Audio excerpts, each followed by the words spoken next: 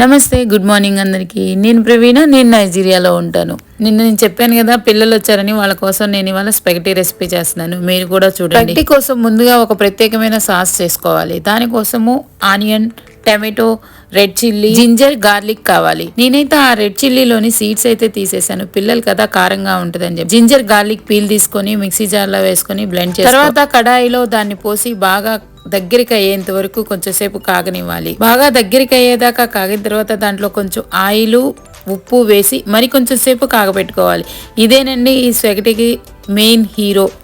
ఇది తయారు చేసి పెట్టుకుంటే 1 వీక్ 10 days వరకు ఏమీ అవ్వదు. మనకి ఎప్పుడు కావాలన్నా వాడుకోవచ్చు. దీన్ని పాస్తాలో కూడా వేసుకోవచ్చు. నేను నార్మల్గా అయితే వారానికి ఒకసారి చేసి పెట్టుకుంటాను. మార్నింగ్ లంచ్ బాక్సులకి ఈజీ అవుతుందని.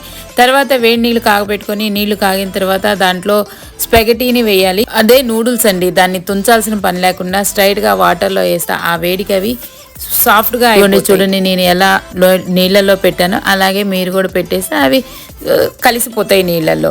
తర్వాత అవి సాఫ్ట్గా అయ్యాక చూడండి, నేను కట్ చేసి చూపిస్తున్నాను కదా, అలా కట్ చేసిన తర్వాత నీళ్ళతో కడుక్కోవాలి. బాగా నీళ్ళతో కడుక్కుంటే దానికి ఉన్న స్టార్చ్ అంతా పోతుంది.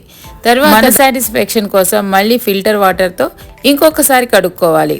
తర్వాత స్పెగటీ తీసి పక్కన పెట్టుకోవాలి. తర్వాత కడాయి పెట్టి కడాయిలో నూనెసి దాంట్లో అల్లం, వెల్లుల్లిపాయ ముక్కలు వేసుకోవాలి. ఈ ప్రాసెస్ అంతా హై ఫ్లేమ్ మీదే జరగాలి.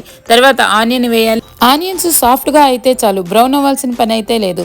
తర్వాత ఆనియన్స్ ని ఒక 2-3 నిమిషాలు కొంచెం ఫ్రై. మేము ఏ చిన్న పార్టీ అయినా పిల్లల కోసం అంటూ స్పెగటీ మాత్రం ఖచ్చితంగా పెడతాము. ఎందుకంటే పిల్లలు ఏ తినకపోయినా ఈ స్పెగటీ. తర్వాత క్యారెట్, బీన్స్ వేసి మరి కొంచెం సేపు అవి వేగేంత వరకు వేయించాలి. కానీ మీరు కూడా ఒకసారి ట్రై చేసి చూడండి. దీన్ని మళ్ళీ చెయ్యాలి అనిపిస్తుంది మీకు కూడా. పిల్లలకే కాదండి, మనకు కూడా చాలా బాగా నచ్చింది. కానీ దీంట్లో ఎటువంటి సోయా సాసు, వెనిగర్ లాంటివి ఏమీ వాడేదే లేదు. అన్ని న్యాచురల్ ఇంగ్రీడియంట్సే వాడతాం కాబట్టి అవి కొంచెం సేపు ఫ్రై అయిన తర్వాత స్వీట్ కార్న్, క్యాప్సికమ్ వేయాలి. నేను నార్మల్గా 4-5 స్వీట్ కార్న్స్ తీసుకొని అవి బాయిల్ చేసి ఫ్రీజర్లో వేసి పెట్టుకుంటాను.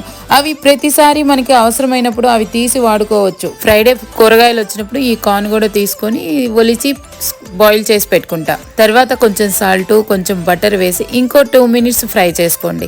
ఆరిగానో కూడా వేయండి. ఆరిగానో లేదు అంటే మన పిజ్జాతో పాటు వస్తుంది కదా ప్యాకెట్స్, ఒక ప్యాకెట్ వేయండి. ఇందాక మనం చేసుకున్న సాస్ కూడా వేసేసి కొంచెం సేపు మిక్స్ చేయండి. కొంచెం సేపు ఫ్రై చేసి దాంట్లో నూడిల్స్ వేసి మంచిగా మిక్స్ చేయండి.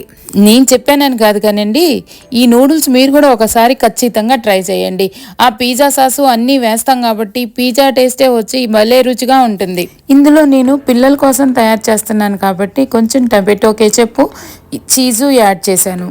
మీకు వద్దు అనిపించిందంటే టమాటో సాసు, చీజు వేయాల్సిన పని కూడా లేదు. తర్వాత కట్ చేసి పెట్టుకున్న స్ప్రింగ్ ఆనియన్స్ కూడా వేసి మిక్స్ చేసుకోవాలి. ఎంతో సింపుల్ గా ఈజీగా తయారైపోద్ది. ఒక్కసారి ఆ సాస్ చేసి పెట్టుకున్నారంటే 1 వీక్ వరకు ఎటువంటి టెన్షన్ లేకుండా పాస్తా అయినా, నూడిల్స్ అయినా, స్పెగటీ అయినా ఏదైనా చేసేయచ్చు. నేనైతే ఇక్కడ మొజరెల్లా చీజ్ వాడాను. మీరు కూడా ఒకసారి ట్రై చేసి ఎలా వచ్చిందో నాకు కామెంట్ చేయండి. Thank you very much. ఇది నా spaghetti final look. Thank you very much.